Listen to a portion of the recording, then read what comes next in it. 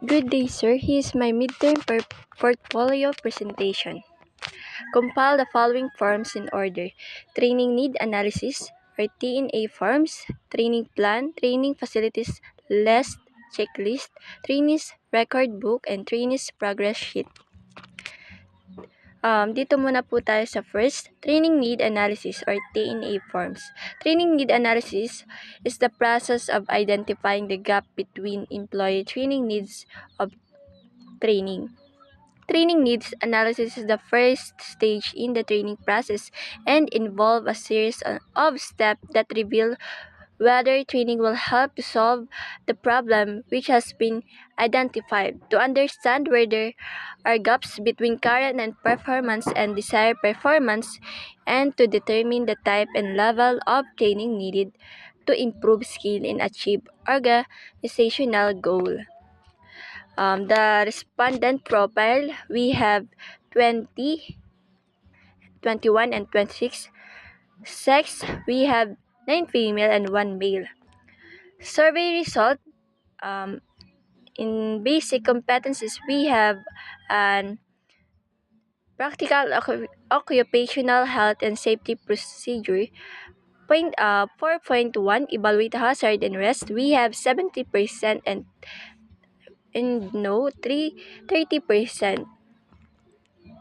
Common competencies with the same din po. We have in yes, we have and seek information on this industry. We have 70. The no, we have 30%.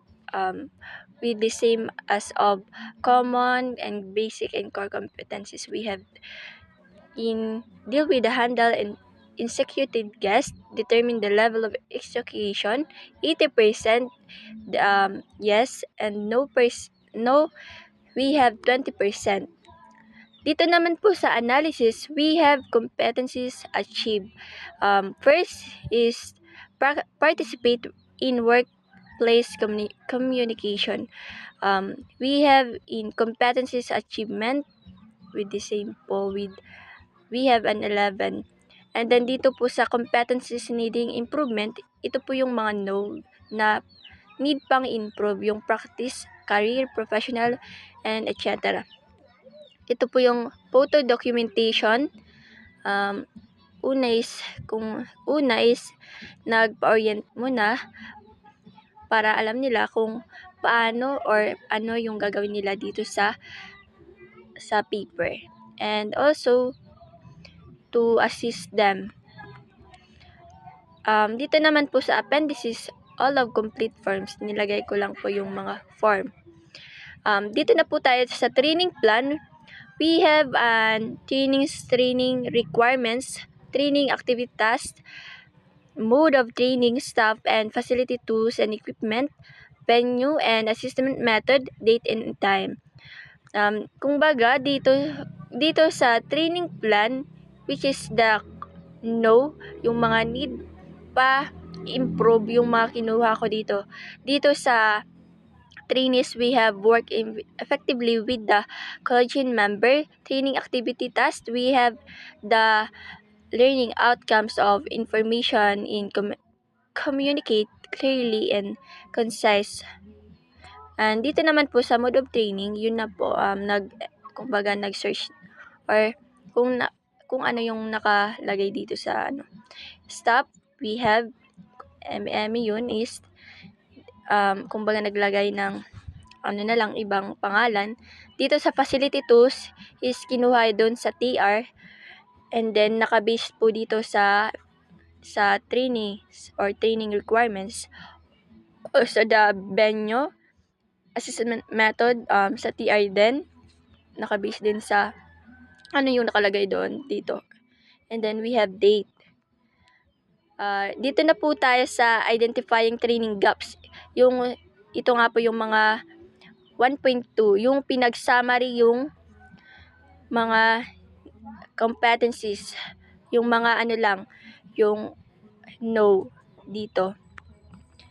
And then sa 1.3 training needs is yung yung training needs learning outcomes yung kinuha, and then yung module title or module of instruction.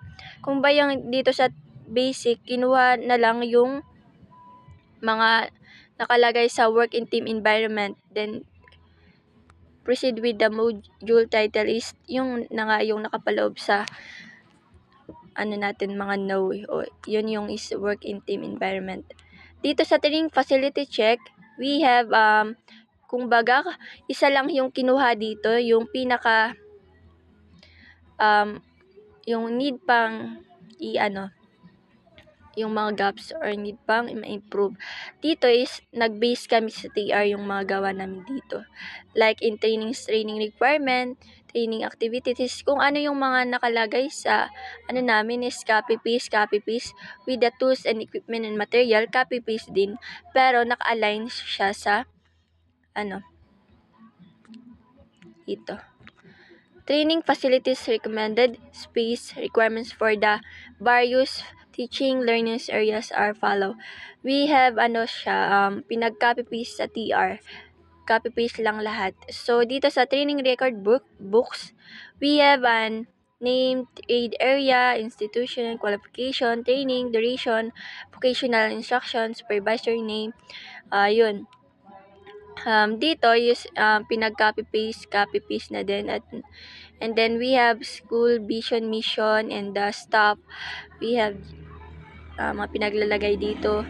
Dito sa qualification title is housekeeping institute, yung mga unit of competency, yung learning outcomes, so like in work effectively with the colleagues, pinag-copy paste with the task activity requirements. Information is communicated clearly and consistent manner using appropriate and communication technique.